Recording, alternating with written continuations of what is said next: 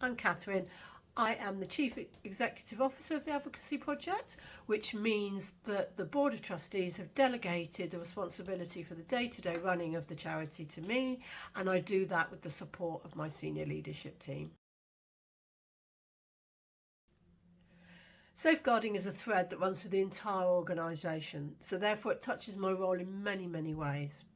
For example, I need to ensure that we have got enough resources to run a really robust recruitment, induction and training programme for staff, making sure that we've got the right staff in the right roles. And those staff are in those roles, they are supported through policies and procedures, through their development to do their job both well and safely. I also need to ensure that as a senior leadership team, we are living the values of the organisation and that we are creating a culture that values transparency and honesty, a no blame culture, a culture where staff feel they are able to and are supported to raise concerns. It's also my role to ensure that the Board of Trustees have oversight of safeguarding, so therefore get accurate and timely data which can help them make critical strategic decisions. Safeguarding is an agenda item on all senior leadership meetings and all board meetings. It's also up to me to lead on any serious incidents should they occur.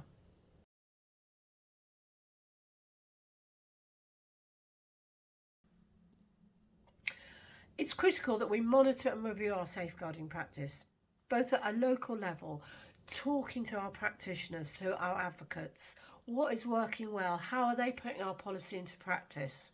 What are the barriers? Always listening and learning so that we can improve the way that we work. But also at a more strategic level. What is the data telling us? What are the trends? What as an organisation do we need to do differently to support the people that use our services? But also, how do we support our staff? Having a resilient and effective and engaged workforce is absolutely critical to our success.